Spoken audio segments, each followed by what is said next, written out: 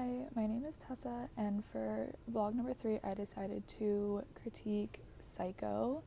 Psycho is a 1960 movie directed by Alfred Hitchcock.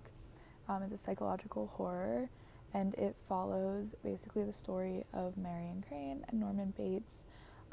Marion stole some money from her boss and decided to get out of town with her boyfriend. And so she ends up driving and then gets a little tired, so she takes a break and stays at the Bates Motel. During her stay, she meets Norman Bates, who works at the motel, and she just decides that she's going to stay there for the night and then move on. And they start talking, and the story unfolds where she doesn't make it out of the motel. So with the movie, the continuity was really important. Marion starts the film, and it kind of follows her story, and it was one of the first movies that really had a main character kind of die in the beginning of the film, and then the film then started to establish and focus on Norman rather than Marion's story. With her death, the shower scene, it was really interesting because there was a lot of cross-cutting in the scene, and it was montage, very rapid cuts, and this just kind of gave the illusion of the violence, even though the film itself didn't explicitly show it.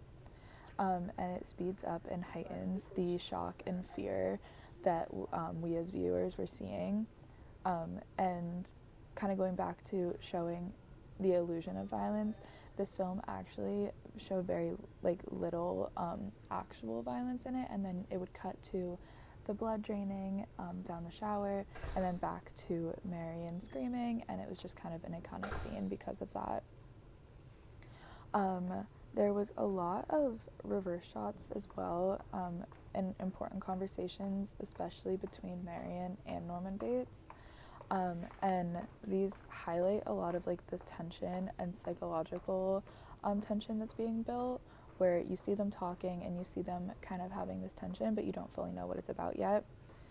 And then there was some really interesting moments, especially with cutting to Norman covering up the crime that you believe is done by his mother, and then you see at the end of the film, spoiler alert, that it wasn't actually his mother, and it was Norman in the wig, and his mother had been dead.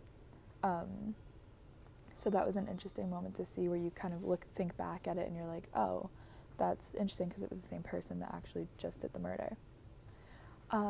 There was also a really interesting moment where Marion's sister and her boyfriend end up going to find her because she had been missing for a while, and not only was she missing, the detective that was sent to go find her also then became missing. So it was interesting to see them kind of take it into their own hands, and Marion's sister really try to find out what's going on. She goes into the house that we see in the beginning of the film. It's kind of a very long shot of this house and the hotel, and it's very eerie, very isolated. She ends up going into the house to try to figure out what happened to her sister, and then she is met with Norman in the wig trying to kill her, and we see it from above as Mother, and then we see the face eventually in the basement. When they find Mother, they turn around and they see Norman in the wig. So it was moments like that where the camera angles really helped enhance the tension that we see in the film. But overall, I think it was a really good film. This was my second time watching it, so I wanted to watch it again and kind of see it from a new angle. And I think that a lot more things really clicked, and it made the film a lot more interesting. But I definitely recommend.